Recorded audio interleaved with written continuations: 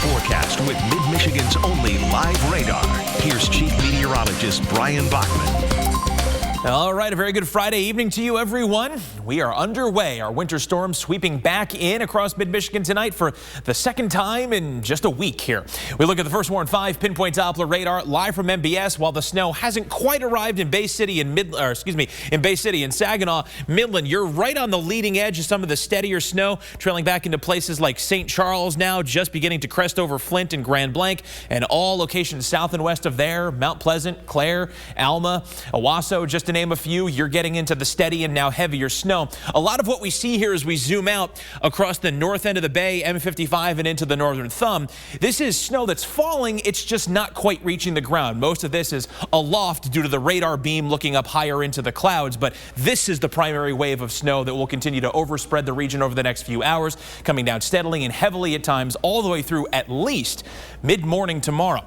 So as we take a live look outside over the CMU campus in Mount Pleasant, again, you can see that moderate to heavy snow now coming in at full force here.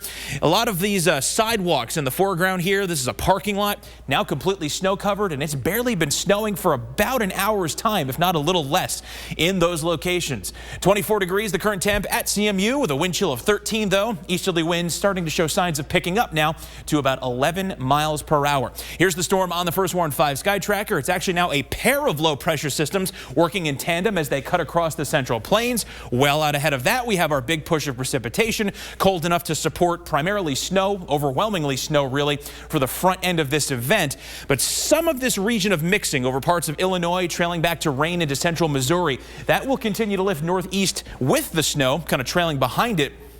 And the warmer temperatures that come with it will spill into at least the southern half of the lower peninsula around midday or so tomorrow.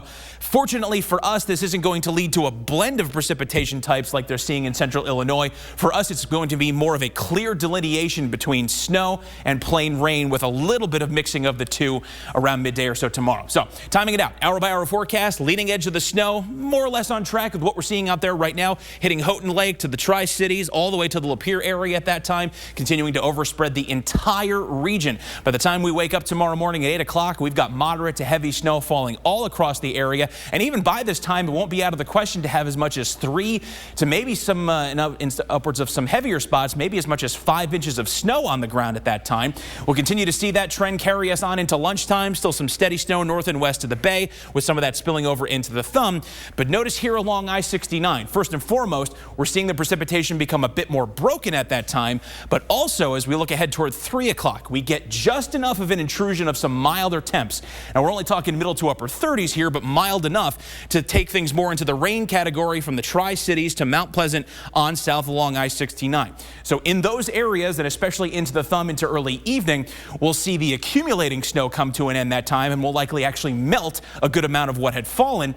Then we'll taper it back off to scattered lake effect snow showers into tomorrow evening as the winds shift into the west-northwest and intensify, and those snow showers will be a pretty common nuisance even as we head on into Sunday. But as far as the main bulk of the snow that comes through with the low itself tonight, we're looking at 4 to 7 inches of accumulation before the changeover to rain. Tri-Cities, Flint, greater Flint area, all along I-69 and into the thumb, as well as a 5 to 8 inch total north and west of the bay, primarily in those locations that really see little to no mixing of rain and stay primarily snow.